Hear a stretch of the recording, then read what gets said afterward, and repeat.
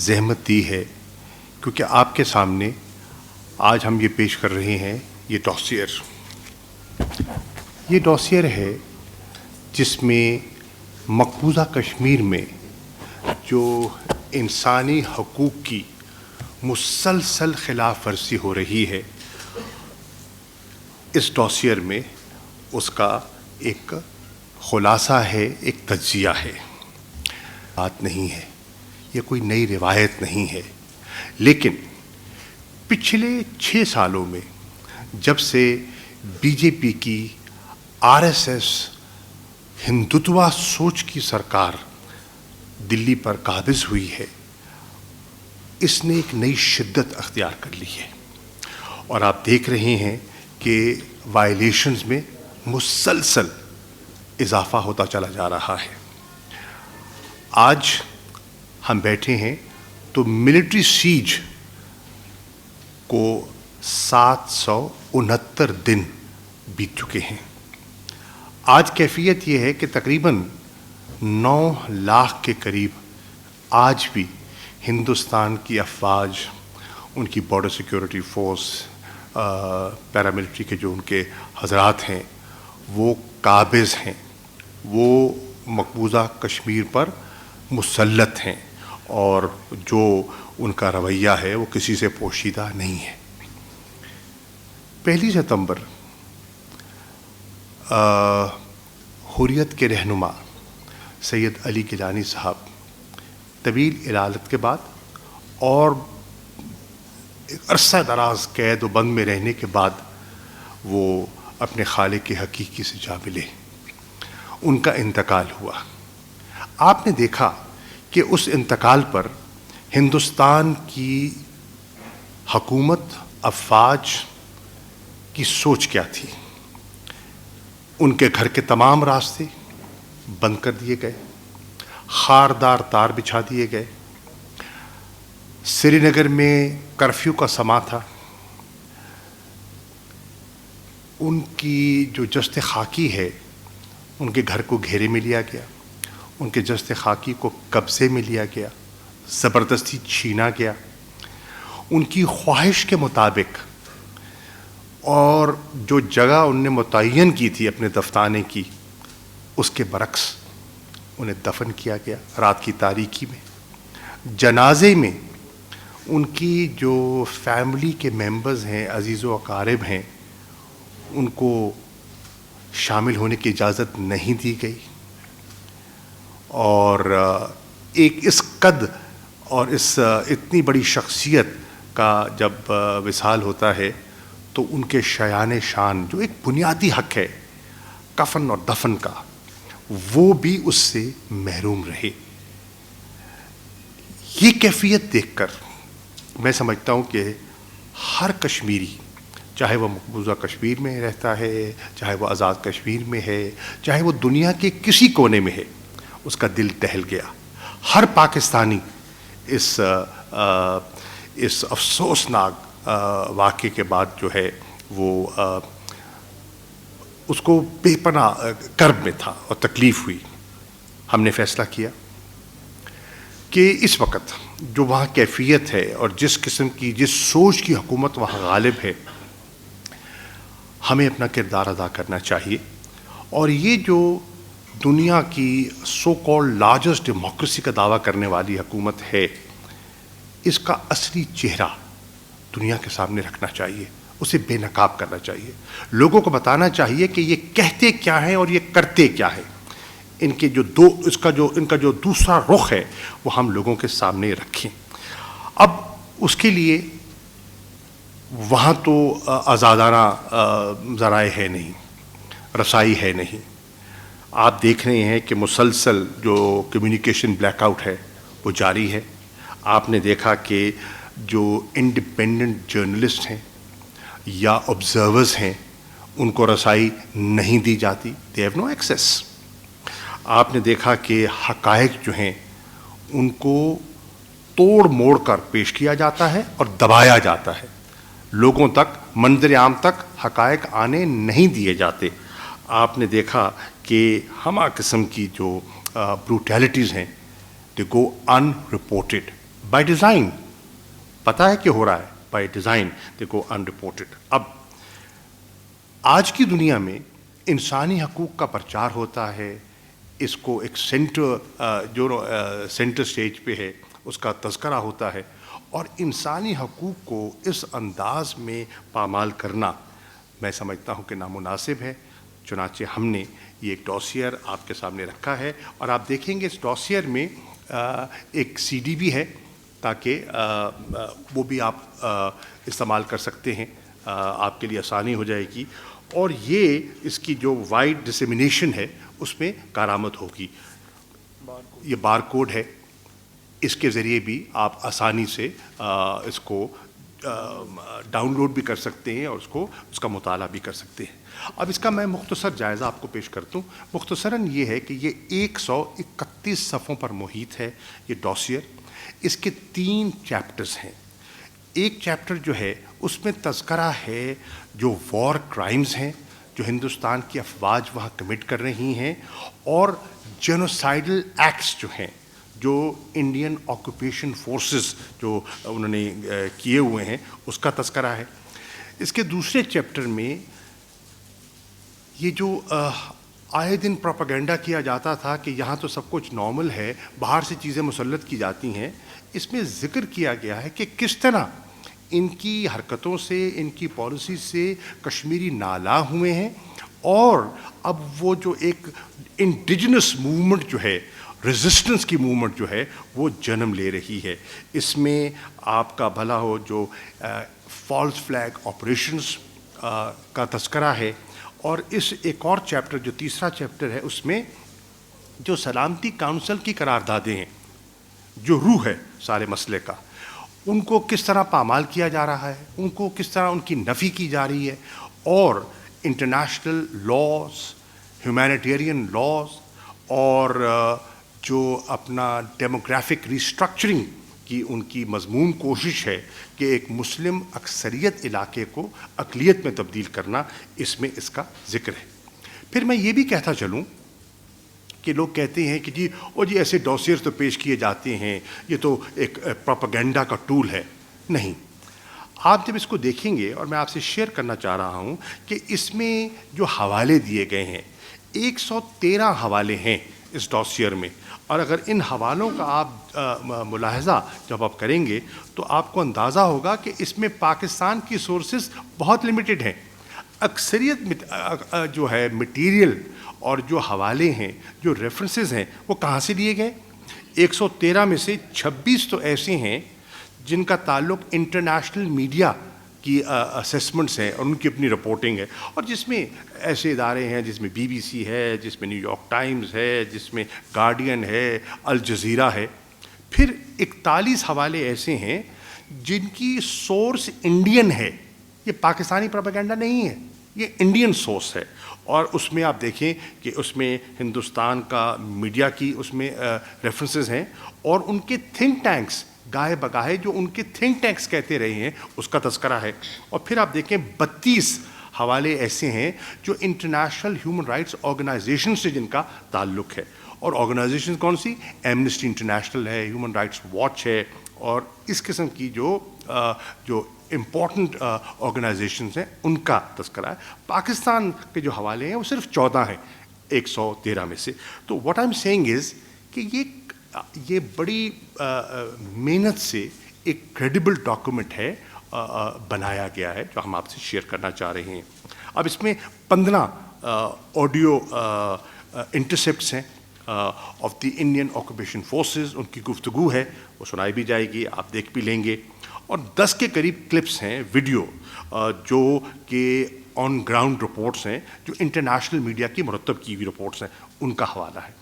3432 cases ہیں of war crimes جن کو پیش کیا گیا ہے. 1128 ان لوگوں کی نشاندہی کی گئی ہے جو ان وار کرائمز کو مرتب کرنے میں ڈائریکٹلی ملوث ہیں, اور یہ معمولی لوگ نہیں ہیں. اس میں ایک میجر جنرل لیول کا آفیسر ہے, اس میں کم از کم 5 بریگیڈیئرز ہیں, اس میں 4 آئی جیز ہیں, 7 ڈی آئی جیز ہیں, 131 کرنلز ہیں اور 188 کے قریب میجرز اور کیپٹنز ہیں. یہ اور پھر اس کے ساتھ ساتھ 118 یونٹس کا تذکرہ کیا گیا ہے, وہ یونٹ جو ان انسانی حقوق کو پامال کرنے میں ڈائریکٹلی خود ملوث رہے ہیں اور انوالو رہے ہیں. اب جب آپ اس کو ایگزامن کریں گے تو آپ دیکھیں گے ہمہ قسم کی اٹراسٹیز کا اس میں ذکر ہے. ماورائے عدالت قتل, جس کو آپ ایکسٹرا جوڈیشل کلنگز کہتے ہیں, آربیٹری اریسٹ ہیں, ٹارچر ہے, پیلٹ گن انجریز کا آپ سنتے رہے ہیں, آپ لکھتے بھی رہے ہیں, اس کے حقائق ہیں. ریپ اینڈ وائلیٹنگ جو خواتین کی بے حرمتی ہوئی ہے اس کا ذکر ہے. اور پھر 1 لاکھ کے زیادہ ایسے کیسز ہیں بچوں کے جو کہ ان کی حرکتوں کی وجہ سے, ان کے ظلم اور بربریت کی وجہ سے یتیم ہوئے.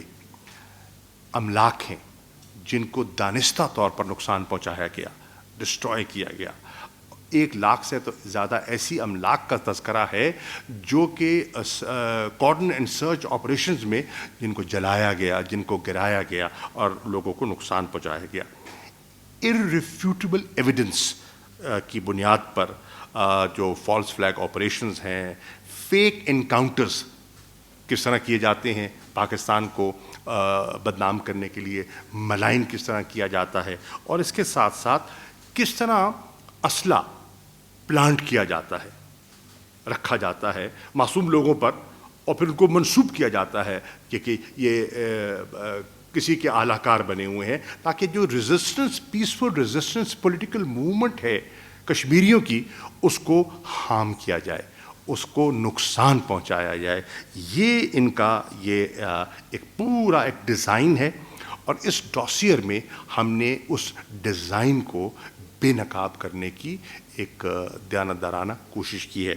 اب میں درخواست کروں گا ہمارے جو اسپوکس پرسن ہیں عاصم افتخار صاحب, یہ اس ڈاسیر کا ایک خلاصہ, ایک جسٹ آپ کے سامنے رکھتے ہیں. Asim. Thank you, Foreign Minister.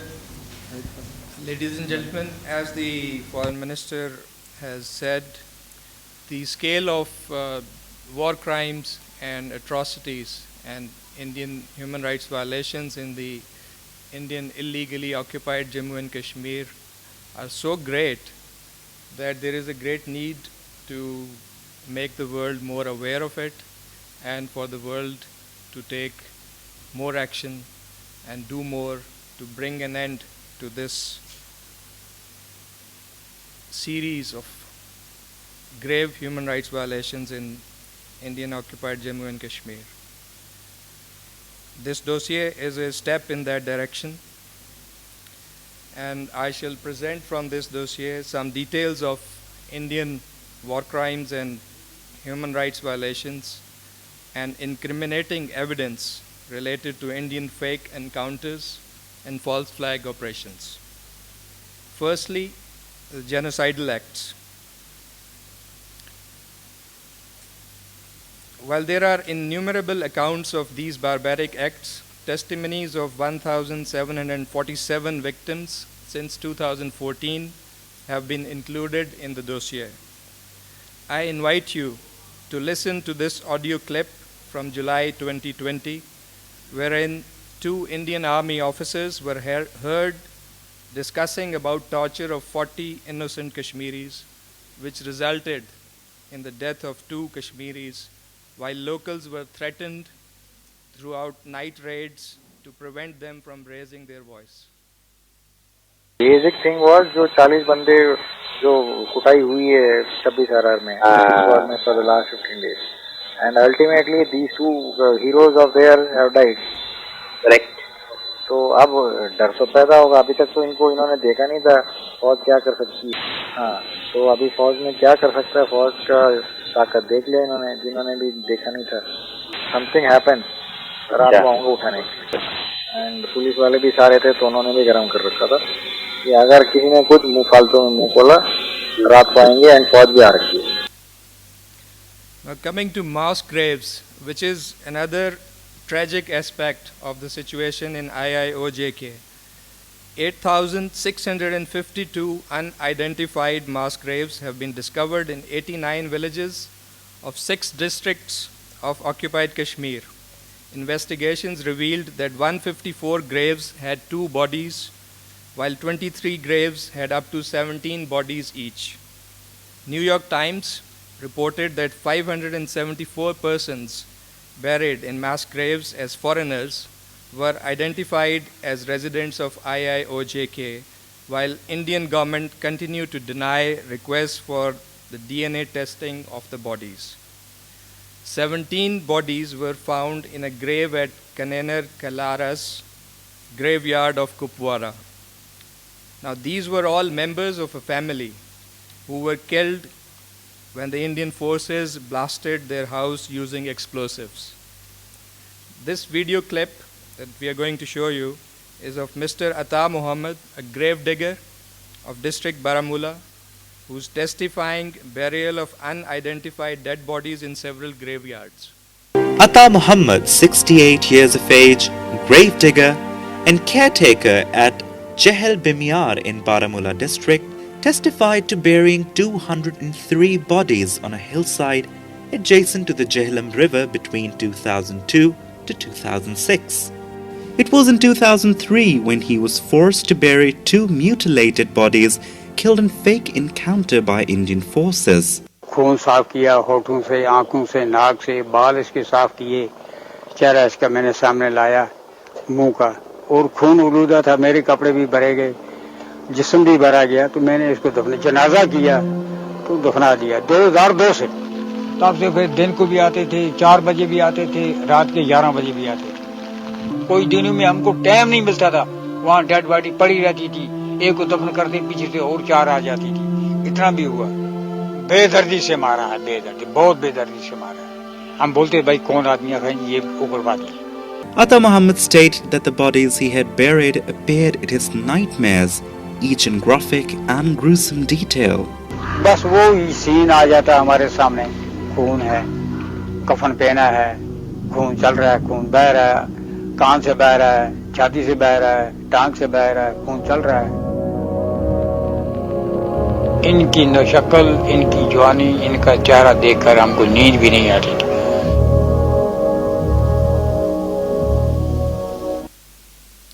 Very tragic indeed. Let me move on to torture in custody. Indian occupation forces have for long used torture as a tool of coercion. Since 2014, around 30,000 people have been subjected to worst kind of torture. Investigations revealed that Indian occupation forces have established 239 torture cells, most of which are located in North Kashmir, with 64 in Baramulla and 53 in Srinagar. Testimonies of 432 victims have revealed that 231 of them were electrocuted, 70 were burnt, and 169 were rolled over by heavy wooden or iron logs, while bodies of 12 victims were slit. This is confirmed by this video of Nazir Ahmed Sheikh, whose legs were cut by 14 Dogra regiment. Army is a 14 regiment Dogra, Major Multani. The Patas Tulas Binivas Army Center, that is called torture. This is a Kalam Center, that is a ruler, Tulant Karas ruler. Me as Unjitsuat started Zang Donovan Jepet cut. Agar you say you Zulama Karn, Patkorn, the government can't answer, Ya can't cheer, Ya can't have means. Let me move now to another serious issue, which is suspected use of chemical weapons. In sheer desperation, from 2017 onwards, the occupation forces have possibly resorted to use of chemical weapons. 37 Kashmiris have been burnt alive, while their bodies were completely beyond recognition. On 26 June 2020, Indian occupation forces carried out a cordon and search operation in Tral area of district Pulwama, in which they destroyed 18 houses and burnt 3 youth, apparently by using chemical weapons, which de-shaped their bodies. Now, we're going to show you a video, but let me forewarn you since it has graphic content.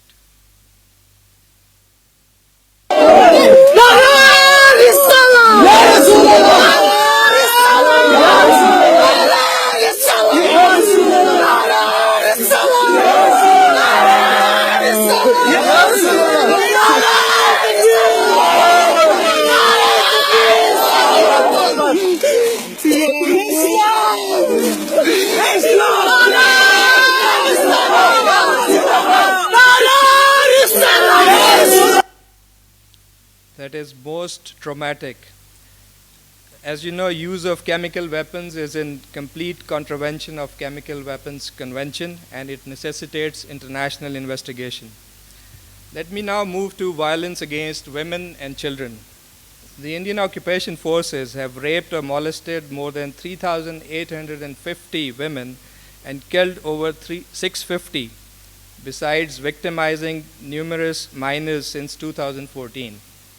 On 14th October 2019, it was admitted by the administration of occupied Kashmir in the Indian Supreme Court that 144 children had been detained in August and September alone of 2019. The youngest one was just 9 years old. As evidence, please listen to one of the audio conversations of September 2020, wherein Indian officers can be heard discussing the arrest and torture of 2 girls, all in knowledge of the brigade commander. Listen to this. Hello. जय हिंद. हाँ मिथुन बोल. अभी यार there's some मतलब important interrogation going on. We are cross questioning both of them. ठीक है? Both the girls. No. Both the girls only. We are grilling both of them as of now. And father we yet to come inside. Father has been kept. अरे रुक जा यार, क्यों पूरा detail अभी reveal करवा रहा है? अब मत कर यार, थोड़ा डाइसी है यार, मत कर. There are a lot of things which are related ना यार. People are monitoring it from outside also. है ना? कमांडर को मैंने ब्रीफ किया हुआ है. हाँ, कमांडर को मैंने ब्रीफ किया हुआ है. रिकमेंडेड दैट अभी इसको थोड़ा सा लो की पे रख, बिकॉज थोड़ा नहीं, डोंट टेल एनीबॉडी, है ना? तो it is better we keep it as low. मैंने कमांडर को ब्रीफ किया हुआ है. I have already brief the commander. तो तू कमांडर से पूछ ले, रिक्वेस्ट है अभी थोड़ा सा रुक जा. In another instance, a 16-year-old girl who was raped by the occupation forces narrates the horrific details of the incident. Please watch this video. One young girl did decide to speak out. She was picked up from school, still wearing her uniform, and accused of aiding militants. वो था एक इतनी बड़ी cell थी और उसमें कील लगाते थे. उस टाइम उन्होंने पता नहीं कौन सा बटन दबाया और मेरी बाजू के ऊपर, मेरे टांगों के ऊपर चलाया, तो मुझे इतना दर्द हो रहा था. मेरी आंखें आगे वाली ऊपर जाती थी और मेरी ज़बान पीछे जाती थी. मेरे बाजू बंद थे. एक तो वो 2 बंदे थे, तो एक तो मैं अकेली लड़की थी इतनी छोटी, तो मैं कुछ कर नहीं पाई उस टाइम. ऐसे ही कपड़ फाड़े, मेरे यूनिफॉर्म को फाड़े ऐसे. मेरा शलवार भी और मेरा फ़िराक भी बिल्कुल मुझे ओपन कर दिया उसने. मैं सोच रही थी शायद मेरे इज़्ज़त लूटने लगे तो फिर बाद में मुझे मार डालेंगे. वो तो बाद में वैसा ही हुआ. मेरे कपड़े फाड़ कर और मेरी ज़िंदगी ख़राब कर दी उन्होंने. मैं चिल्लाती थी, कोई नहीं सुनता था. बहुत सारों की ज़िंदगी तबाह हो गई. Another serious concern is enforced disappearances and related question of half widows. According to The Guardian, the number of enforced disappearances ranges from 8,000 to 10,000, while more than 2,500 women whose husbands are enforced disappeared, considered as half widows, are living in a state of distress. You can witness this video clip where a young girl reveals enforced disappearance of her father on 21st of August 2015. 21 अगस्त 2015 में पापा arrest हो गए. मम्मा की death हो गई 5 नवंबर 2012 में. फिर कुछ महीने ही पापा यहाँ थे घर में, फिर अरेस्ट हुए, फिर इन्हें छोड़ा जाता था, फिर अरेस्ट होते हैं, लेकिन 2015 से वो कभी ना रहा हो चुके। सिर्फ एक PSC ख़त्म होता है तो दूसरा PSC लगाते हैं। ये सारे बहुत सारी मुश्किलात आते हैं। मैं टेलरिंग काम करती हूँ, थोड़ा सा कमाती हूँ, इसमें से तो अपने बहन भाइयों को स्कूल पढ़ाती हूँ। और Another dimension of the illegal occupation is the use of pellet guns. Since 2014, Indian occupation forces have killed 120, blinded 1,253, including minors, and seriously injured over 15,000 Kashmiris by using pellet guns. These brutal acts were amply substantiated by a comprehensive report of the Amnesty International covering testimonies of 88 pellet victims. This heartbreaking video shows the suffering of a 2-year-old Hiba Nisar, resident of Shopian, who was hit by pellets, and unfortunate Kashmiris to collective punishment. Since 2014, around 15,500 such operations have been carried out, during which occupying forces have destroyed around 6,500 properties of Kashmiris.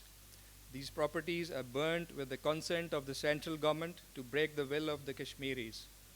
In an audio conversation from 16th of February 2019, Indian Army officials can be heard talking about orders by PM Modi giving a free hand to the forces, and this led to burning of 35 villages in Srinagar. Please listen to this audio. आज मोदी जी बोल दिया खुली स्वतंत्रता जवानों को जब चाहे जब ठोक दो, एक एक खून के कतरे का हिसाब लिया जाएगा। 80 गाड़ी जला दिया आज जम्मू में, गाड़ी शिवलियन की, तो जनता को बता दिया ना 35 गांव है वे श्रीनगर में, जितने 35 गांव खत्म करने के लिए बता दिया, 35 गांव खत्म कर दो बोलो। हाँ खत्म कर दो भाई बोला। That shows the impunity with which they are operating. Occupying forces also use Kashmiri women and children as human shields during encounters, making them sleep at military camps, forcing them to dig minefields, and tying youth with military jeeps. One such example, I am sure you remember, was of Farooq Ahmed Dar, resident of Badgam, who was tied to an army vehicle by Major Nitin Gagoi of 53 Rashtriya Rifles.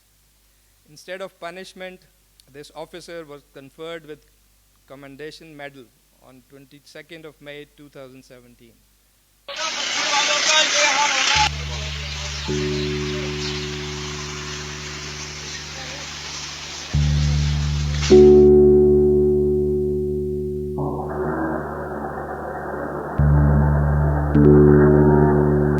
खतरनाक foot रहा था सुनो उसका कसूर था शर्किया जैसे खुदा इस खबर भी ऐसे मैंने शान में खबर सुबह वो तो टीम चाय असल पशन द्रास 8 बजे वो त्रान अतिन असन उठली गांव में कोर पे इंट्रीगेशन टाइम पर दोन रोज जीप पेटन रोडस पेट है कि गारवल सी ना रोडस पेट में रोडस पेट फीलिंग यू जुलम क्या करना तो ऐसे अब ये पर कोता गांव छ लगभग फिर वो 18 किलोमीटर दूर 18 किलोमीटर बस यो बनो में फुटबॉल बट फुटबॉल ची गिना ग्राउंडस में क्रिकेट थे पट गिनो में चपर गिनो बस इंसान के बस खिलौना ये मो मोर थोस पे क्या है नो से केस में लड़ रबे दाई में ते मासे या पर मस्तीस का मोया के तो होर तो या पर ते पकना बस.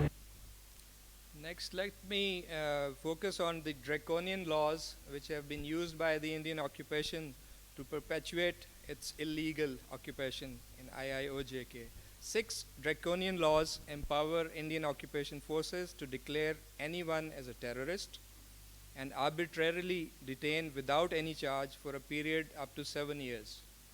The Office of the High Commissioner for Human Rights report of 2018 states that special laws have created structures that obstruct the normal course of law, impede accountability, and jeopardize the right to remedy for victims of human rights violations. Military siege. Mr. Modi's fascist regime continues to obliterate indigenous Kashmiri identity based on differences in religion, ethnicity, culture, and political views. Post 5th August 2019, Indian apartheid has translated into almost 10,000 cordon and search operations and more than 14,000 arrests. A fact-finding team reported that over 13,000 children have been detained since 5th of August 2019. Please watch this video clip.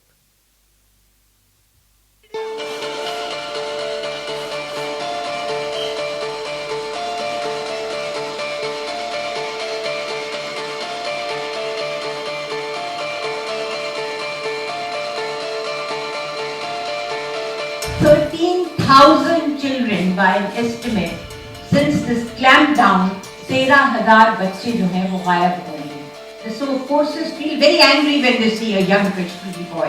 It has to be a stone pelter or some sort of an anti-social undesirable. Detail parents को जाके jail के बाहर list में देखना पड़ता है, तब उन्हें पता लगता है कि क्या हालत है उनके बच्चे कौन सी जेल में. हमें वो माएँ भी मिली जिनके बच्चों को छोड़ने के लिए उनसे पैसे की मांग की गई.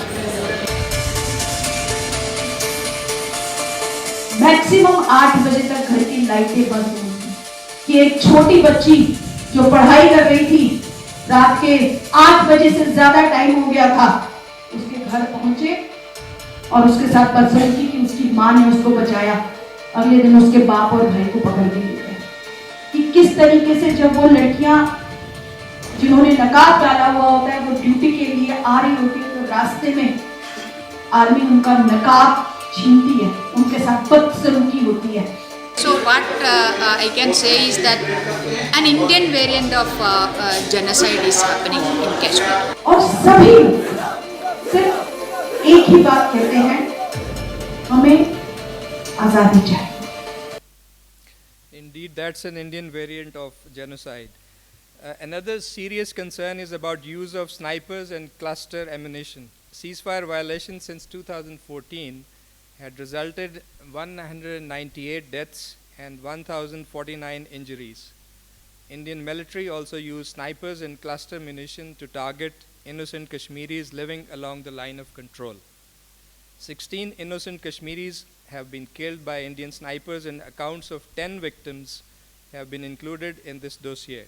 One of them is 9 years old Ayan Zahid, resident of Kotli, who was killed by Indian sniper on 18th February 2019 while he was playing outside his house. In July 2019, India deliberately targeted 14 villages along the line of control with cluster ammunition, resulting in 4 deaths and 14 injuries, which was confirmed by forensic reports. In June 2020, British MP Steve Baker urged UK government to investigate use of cluster ammunition by inspecting the sites and the evidence provided by Pakistan. Ladies and gentlemen, now I shall talk about the Kashmir Freedom Movement and Indian false flag operations. Kashmir Freedom Movement has a peaceful and indigenous character, but Indian atrocities over the years have forced the educated youth to pick up arms as an instrument of last resort. The data on slide reflects that 72 martyred since 2016, including 10 who were MPhils and PhDs, 15 master's degree holders, and 47 graduates. Post 5th August 2019, Mr. Yashwant Sinha, ex-Foreign Minister of India, led 3 visits to occupied Kashmir from the platform of Concerned Citizen Group and released 9 reports. The group last visited IIOJK from 5th to 7th of July 2021 and noted the youth was being pushed towards militancy because of the harassment faced by people at the hands of the army personnel. The International Crisis Group report titled Raising Stakes in Kashmir, released in August 2020, has endorsed Kashmir Freedom Movement as an indigenized movement.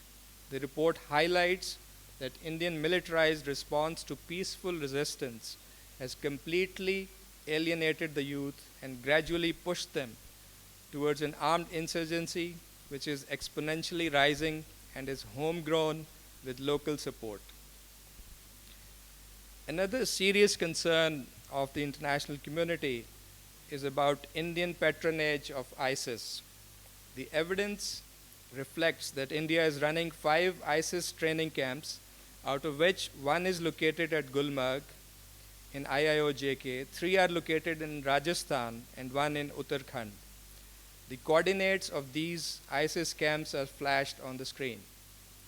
By injecting these state-trained ISIS fighters, India may try to establish linkages of the freedom movement with international terrorism in order to malign the freedom struggle on the one hand and to justify its own crimes as counter-terrorist operations. Let me now move to fake encounters. The dossier includes details of 80 major fake encounters in which more than 160 innocent persons have been martyred. 13 fake encounters were carried out by Special Operations Group, 15 by CRPF, 8 by police, 16 by Rashtriya Rifles, and 28 by other units. Now I shall uncover the reality of Indian state-directed fake encounters. In an audio conversation of October 2019, 2 Indian officials can be heard discussing about a certain Maulana who had agreed to provide freedom fighters for fake encounter. Please listen to this clip. Sir, morning sir. Sir, I'm fine sir, I'm fine. एक sir ये मौलाना हुसैन आया था sir, ये मौलाना Hussain sir जिसके पास पैसे पकड़े गए थे 5,30,000 रुपए सर, तो सर उसका हमने वीडियो जब बनाया सर, तो खाली पेपर पे साइन भी करके दिया मेरे को, गेम ये बनाया था उसके साथ, उसने बोला था मैं आपको मिलिटेंट दे दूंगा, आप मेरे को 22 दिन से बरी करवा दो। हाँ जी सर, बट सर आप यदि इसको सर मतलब थोड़ा इसको ट्विस्ट करेंगे ना सर, तो he got a capability to give us a good operation sir, I am telling you sir. Now, in another conversation of May 2019, a commanding officer can be heard asking to show recovery during cordon and search operations and fake encounter of a boy held in custody. Please listen to this.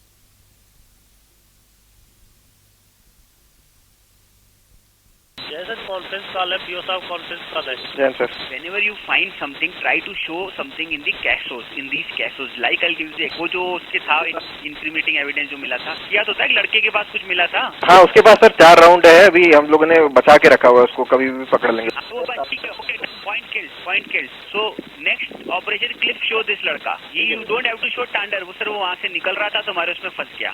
So this is for all the caches should produce something.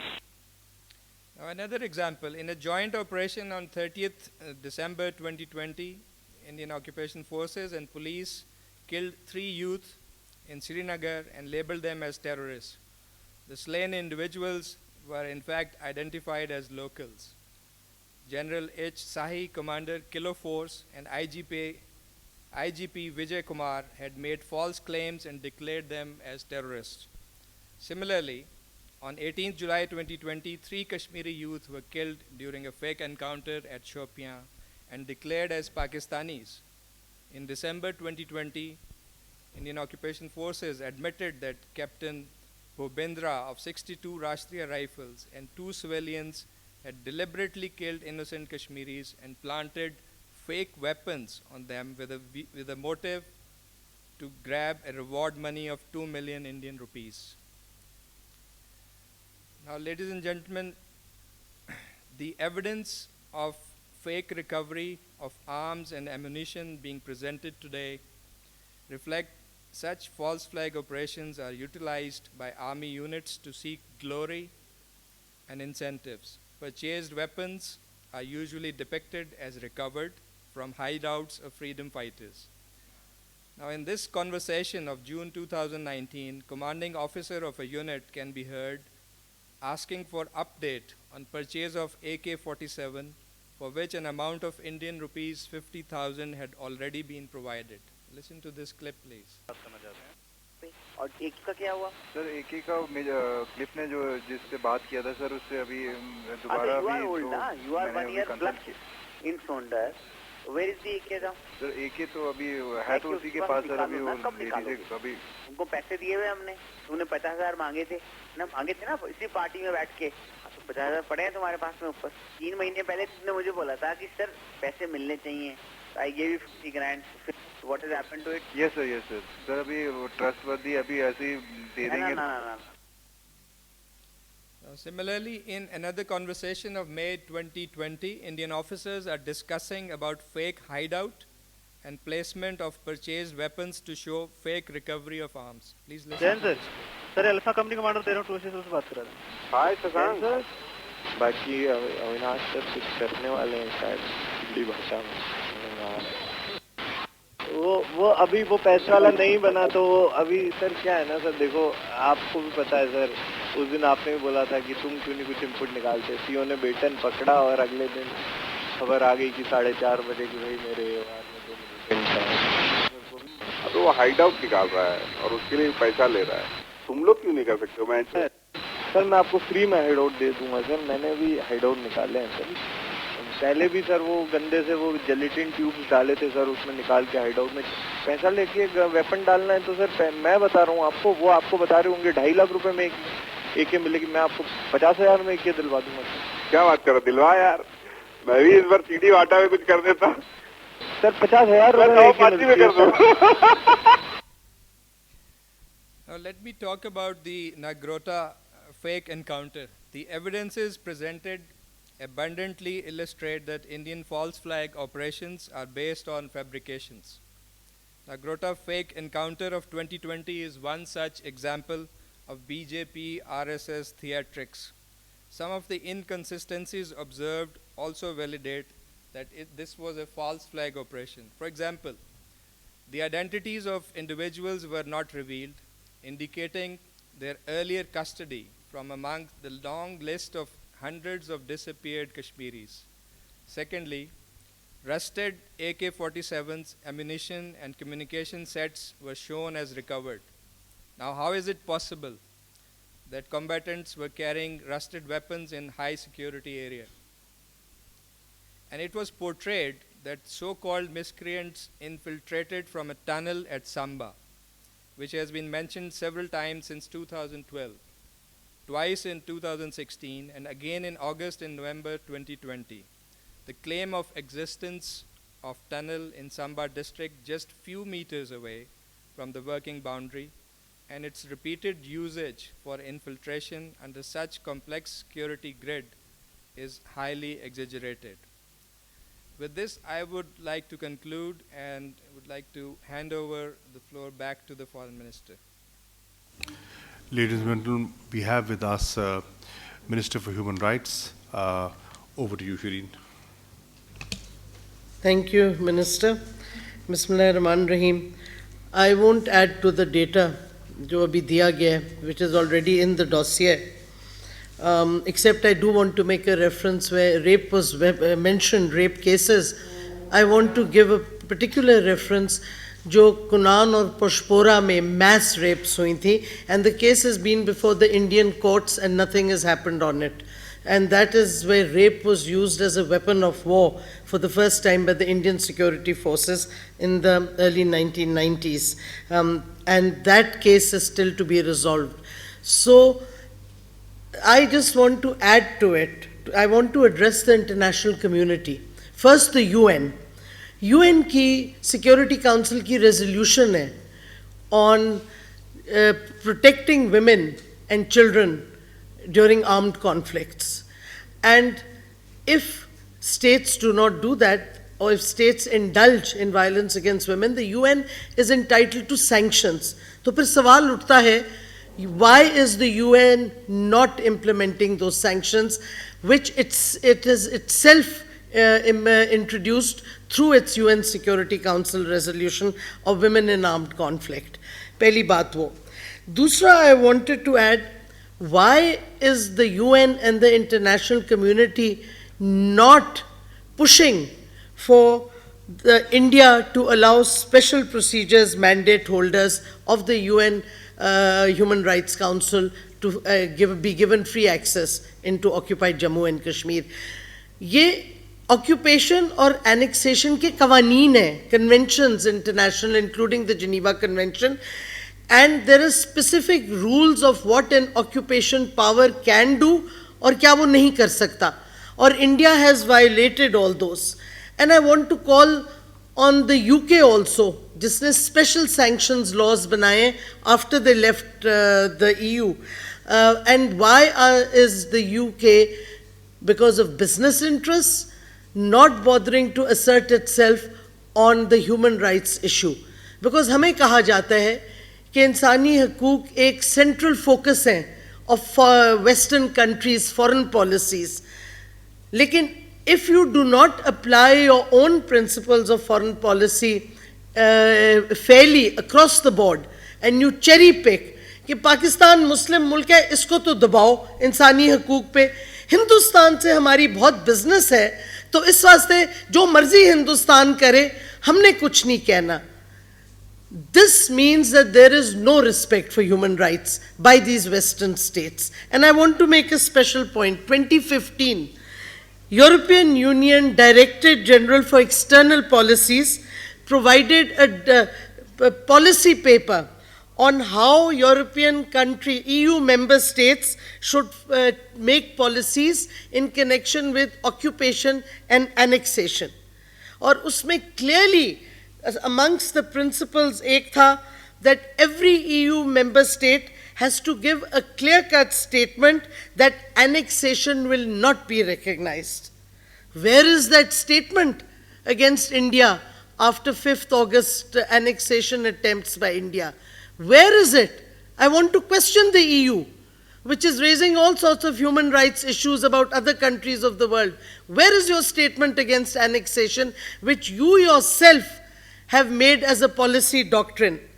Then again, EU ने sanctions लगाई against what they said was illegal annexation of Crimea by Russia.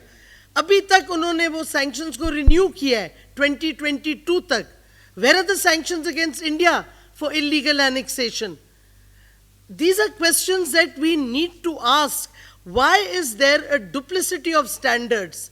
Why is India allowed its fascist policies, the Hindutva policy, where it is targeting Kashmiris? And by the way, the change in demography is a war crime in an occupied territory, according to the 4th Geneva Convention. Why has not anybody taken notice? Where is the UN? Where is the European Union with its high-minded human rights pontification that they do towards the rest of the world? So, देखें, इस तरह नहीं हो सकता कि you cherry pick EU, कि इसके खिलाफ तो sanctions लगा दो क्योंकि इन्होंने violate किया हमारी foreign policy doctrine, लेकिन हिंदुस्तान को करने दो जो करता है. और अब देखें, the UN Security Council has been given the presidency to India at a time when the Indian government is a Hindutva fascist regime similar to Nazis in Germany. So imagine, would the UN have allowed a Nazi regime to chair the UN Security Council presidency? Would they have allowed it to have the presidency? This hypocrisy has to be exposed, because we are going to get more lectures on human rights in our region from our Western democratic countries. So we need to be prepared and not be defensive and say, show us your intent by implementing जो आपने खुद अपने लिए rules और policies बनाई हैं, implement them against India and its occupation in illegally occupied Jammu and Kashmir. Because unless they do that, there is no credibility to their claims of human rights. And meanwhile, I also want to add, pellet guns are used for hunting animals. They're an inhumane weapon. जो बच्चों के खिलाफ आप use कर रहे हो और खवातीन के खिलाफ in Indian occupied Jammu and Kashmir. Cluster bombs are banned. India और पाकिस्तान दोनों ने साइन की हुई है what is known popularly as the Inhumane Weapons Convention. India is using cluster bombs. ये वही इंडिया है जिसने केमिकल वेपन कन्वेंशन साइन की थी और उससे पहले पाकिस्तान के साथ आपको याद होगा under the Benazir regime they signed a bilateral Chemical Weapons Convention and said we have destroyed all our chemical weapons. So jab Chemical Weapon International Convention pata chali and everybody had to declare their stockpiles, pata chala India has huge stockpiles of chemical weapons. हर दफ़ा हिंदुस्तान झूठ बोलता है international community को और international community does not get called out on its lack of response to India's illegal and rogue behavior. Ab cluster bombs are banned under the Inhumane Convention. Why is nobody raising a voice against the use of cluster bombs and pellet guns, which are used for animals and are being used on children? Where is the human rights? Where are the voices of human rights? Why are they silent? This is the question as a Pakistani and as part of the government of Pakistan, I want to pose to the European Union, to the UN, to the US, and to the United Kingdom, who keep pontificating on human rights and how human rights are being violated in so many countries. The biggest human rights violator, the rogue state of India today under the fascist Moeed regime, is being allowed to do as it pleases. Why? And I think our media should keep asking that question, why? Why to the West? Because they keep talking to us about human rights. Thank you. Ladies and gentlemen, I will conclude by saying that protecting fundamental human rights is not just a responsibility of the state. There are international obligations, there are international instruments, there are international mechanisms to ensure that they are protected. And I think they should be fulfilled. And I reiterate what Dr. Sherin has said, that the UN must compel India to allow access to special procedure mandate holders of the UN Human Rights Council for independent investigation of human rights violations that are taking place in the Indian-occupied Jammu and Kashmir. Another point I would like to raise is that the UN Department of Peacekeeping Operations, they must make note the names of individuals and units in the Indian-occupied Jammu and Kashmir who have been directly responsible for human rights violations. They should be identified, named, not just shamed, disallowed to be part of UN peacekeeping operations. So, I will conclude by making a few demands. One, India to stop human rights violations of Kashmiris. Two, proceed against the perpetrators who have been highlighted in this dossier. Three, put an end to demographic change. Four, lift military and digital siege. Five, release all political prisoners. And six, allow unhindered access to the UN, to the Independent Permanent Human Rights Commission of the OIC, to independent journalists, human rights organizations, and civil society organizations in the Indian illegally occupied Jammu and Kashmir. Thank you. Thank you. I understand the ministers and the NSA are available to take a couple of questions. Can we have a question from the end, please? Mr. Karaka. Thank you very much, sir. And indeed, it's awakening for all of us that how this perpetration of human rights violation is going on. But since 2014, RSS has successfully implemented its anti-Muslim, anti-minority agenda in mainland India as well as the occupied valley.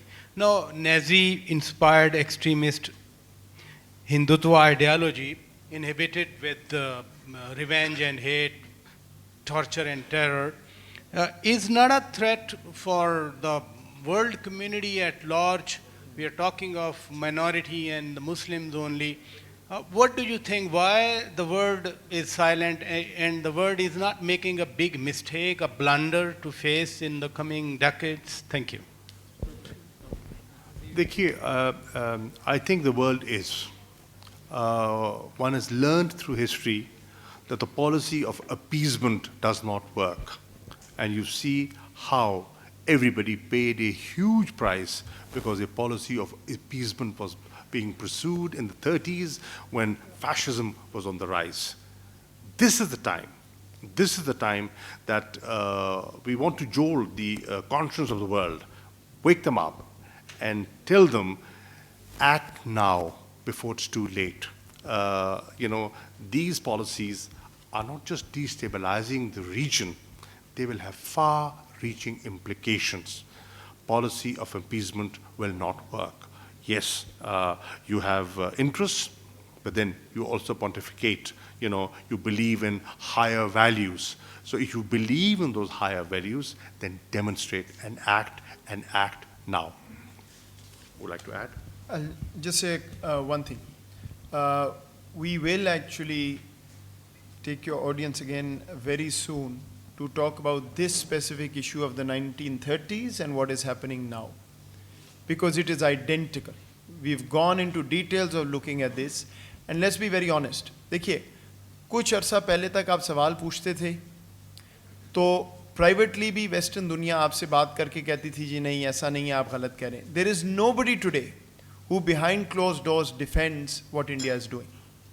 I think we should be clear about this, because what is happening is so egregious that there is no possibility that anybody with a straight face can tell you that what Pakistan is saying is not correct. But they also then tell you, yes, we have economic interests, there are other reasons, this and that. That is the barrier that the world will have to break, not for Pakistan's sake, but for its own sake. This is exactly how Europe talked about Hitler, and then we saw what happened. So the point is, we are clear where this is going. The region is going to be affected first, but the entire world will be affected, and we will show you data to prove that this is identical. But I want to put it on record that there is nobody who can now talk about India with a straight face saying that what we are saying is not correct. Everybody acknowledges it. This is a change. Of course, when you see planes flying over the UK and Indian media talking about it as Afghanistan, heads hang in shame. That's all somebody can do. Thank you. Can we have a question from the gentleman here, in the second row? Adil Abbasi from ARY. NSA Moeed Yousuf sir. This question is to you that though it is not directly related to this subject, today's subject, Indian role in Afghanistan is fully exposed in for 20 years now. It has been, we have seen that they are abetting terrorism inside Afghanistan, but also Pakistan, we know that, and we have discussed this number of times here in Pakistan and outside Pakistan, but world not taking it seriously. Why? I just want to know this fact. Because it's been almost 20 years we are raising this issue, Afghanistan and Kashmir. World silence, we have seen, now it has commenced disinfo campaign to misguide the world about Pakistan's role in India. It has lied to the world about real situation in Indian occupied Kashmir by sending MEPs from EU and several other tactics. Why there is no condemnation of such brutal state hypocrisy yet? देखिए, मैं आपसे थोड़ा सा disagree करूँगा. ये चीज़ें overnight नहीं होती हैं. हमें पता है कि इंडिया के क्या दुनिया के साथ इंटरेस्ट हैं. ये counterweight to China is another bogey. Just look at what is happening inside India. Look at the power that China wields. It's laughable to think that this country can be a counterweight except unto itself. But it is what it is. What I have just said, and I'll repeat again, there is clear shift in what the world thinks about India. I'm not taking any credit for ourselves. India is doing what it's doing inside India, and the world is seeing that. This EU Disinfo Lab report that you mentioned catalogs 15 years of a fake news network against Pakistan in 114 countries. Why didn't they reveal it before? When Pakistan started talking about these issues publicly, and this is a change that we have made, देखिए, मैं जब से ये बात कर रहा हूँ, foreign minister कर रहे हैं, हम सब कर रहे हैं, and this is a change from previous governments. This is not a political statement. We have nothing to hide. कोई रीज़न नहीं है जिसकी वजह से मैं दुनिया के सामने बैठ के ये ना बताऊं कि मेरा दुश्मन मेरे खिलाफ और पूरी रीजन के खिलाफ क्या कर रहा है। जो भी रीज़न था, पहले ये बात पाकिस्तान नहीं करता था, अब हम दो टोक अल्फाज में ये बात कर रहे हैं, and the world is responding. Yes, they are not responding the way they should, given what is happening in India. यही चीज़ अगर कहीं और हो रही होती तो अभी यहाँ पे दुनिया कहाँ से कहाँ पहुँच गई होती. But I'm telling you, they cannot with a straight face respond to what we tell them. Remember, we put out a dossier in October 2020. Publicly, obviously nobody said anything, but there is not a single comment that has come back to us saying that we challenge a fact in what Pakistan has presented. So this is changing. Inshallah, you will see this change. As it is, they are exposed. अगर आप आजकल Indian media देखें तो लगता है Delhi has fallen, you know. And so at the end of the day, these things do matter. It's not going to be overnight, but Pakistan will continue presenting evidence that will show what the real India is and how it's a threat to the world. Thank you. Can we have a question from the right side at the back? The lady at the back.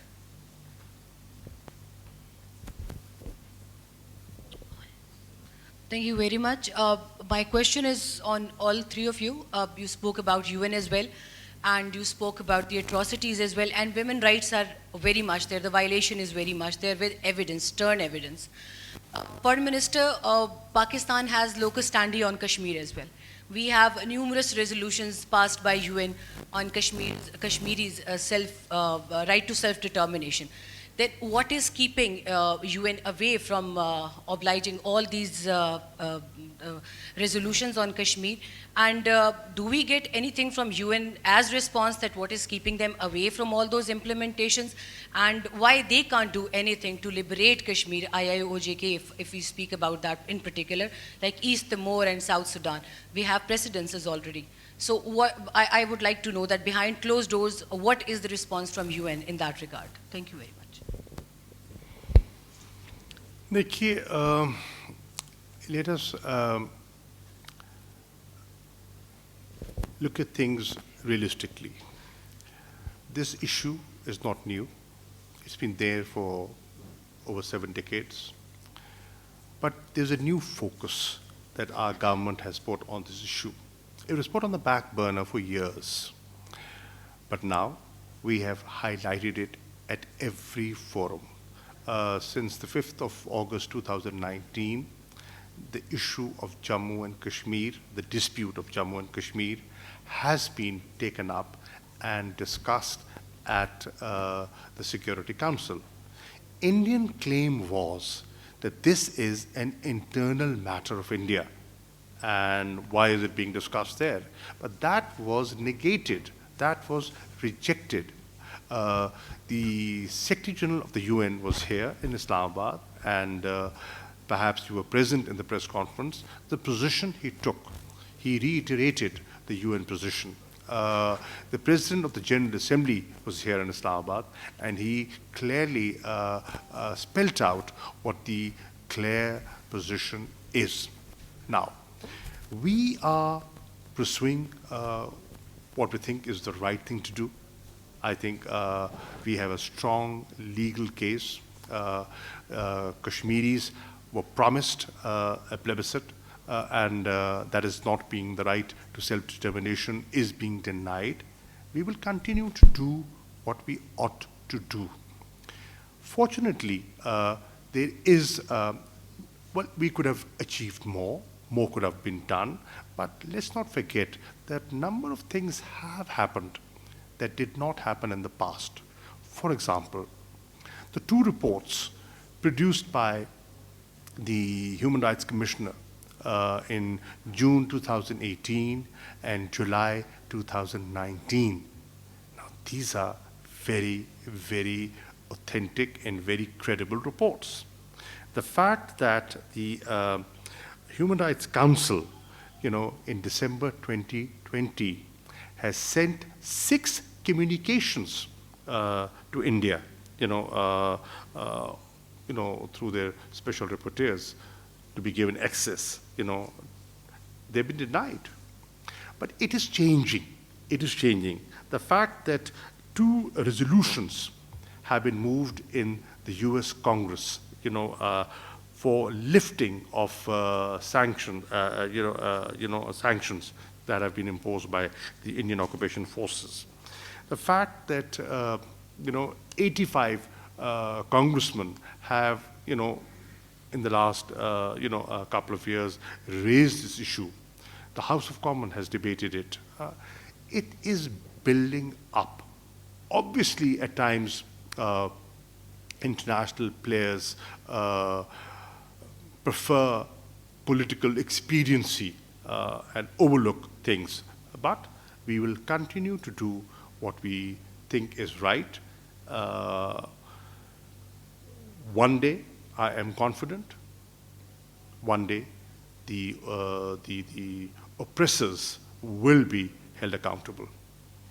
I just wanted to add there, 1 second. Also, I think that Pakistan is now also studying other options beyond the traditional diplomacy of the UN and the Human Rights Council, because there are a number of options now available to us with the European Union, as I pointed out, with their foreign policy paper. So that is something we need to take up more aggressively, and I'm sure we will be doing.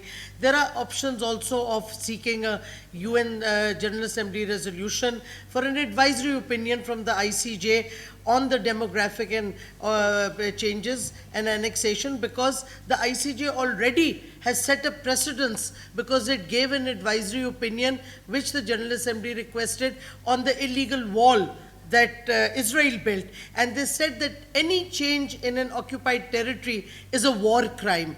So that precedent has been set in the advisory opinion by the ICJ. So if we can get a resolution in the UN General Assembly, the ICJ can't suddenly do a double take and go back on that. So that would have a lot of impact. So there are a lot of other options now that Pakistan has, because the world, as Moeed pointed out, no one in the world now says that what India is doing is right, what India claims is right. No, they know it's wrong. And yes, every country has its vital national interests, but at the end of the day, if they keep making human rights especially central to their policies, then it increases the chances of pushing for India to be sanctioned, and for the pressure therefore on the UN also, including its 5 permanent members, because we have this veto that hangs there.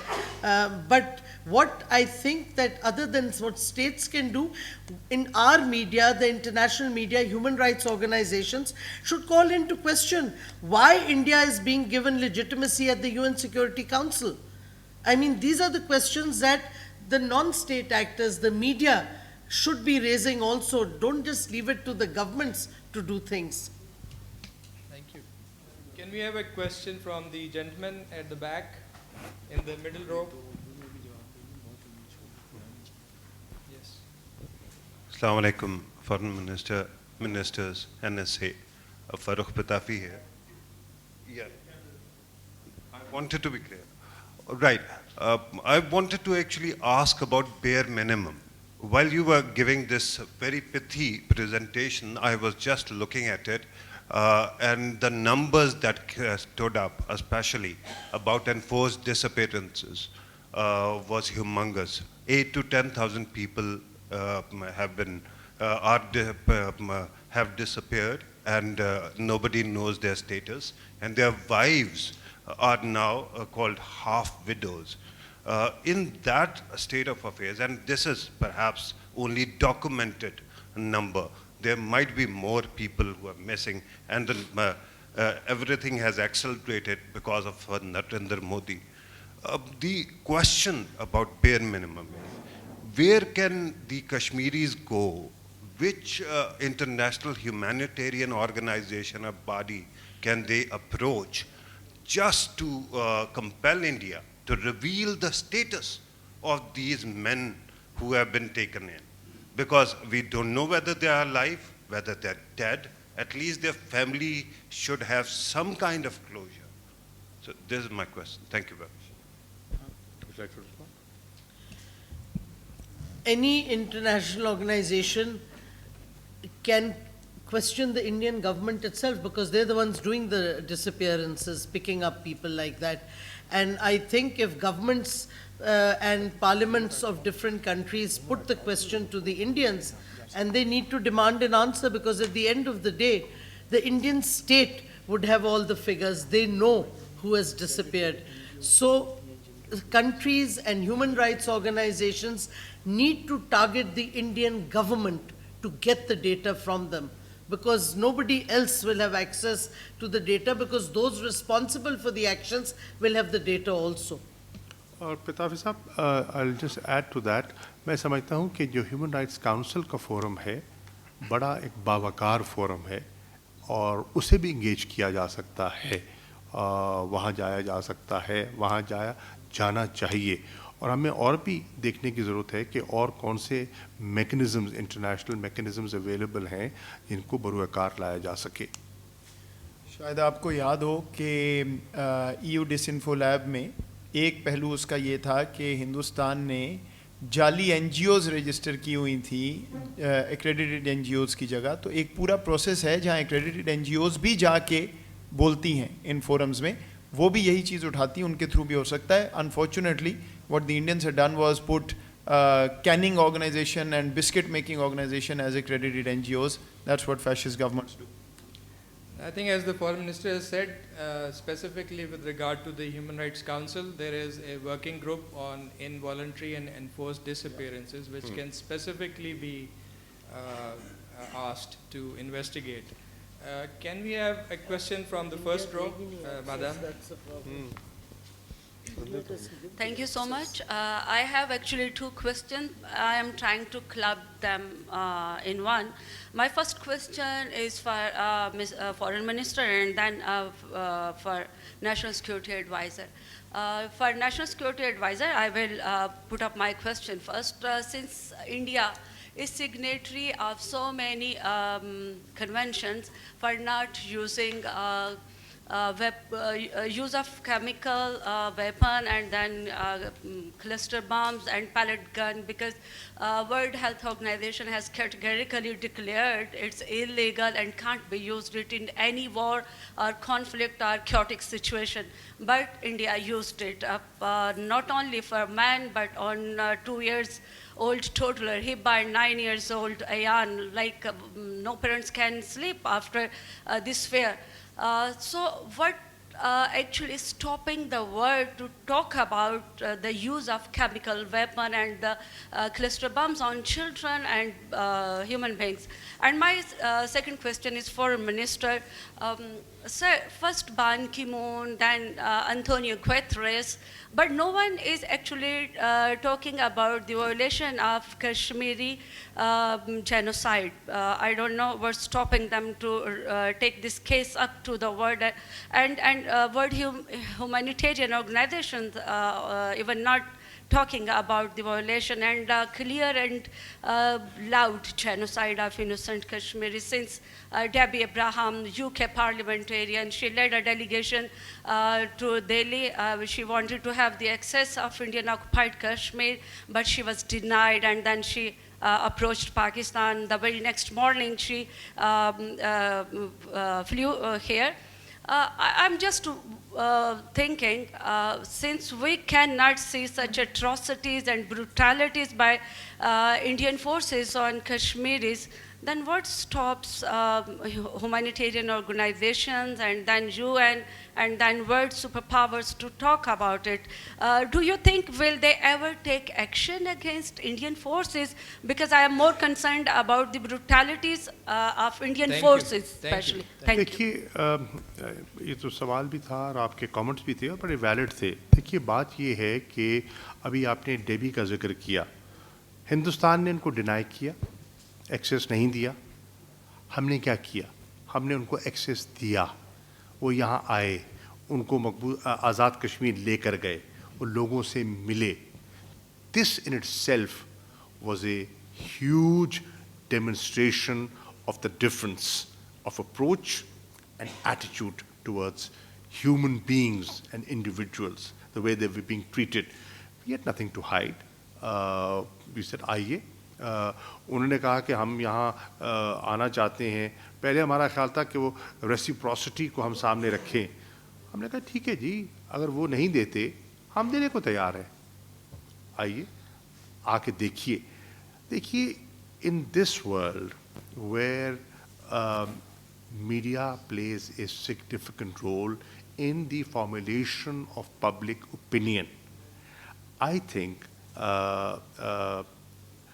this institution has to be used more effectively than before.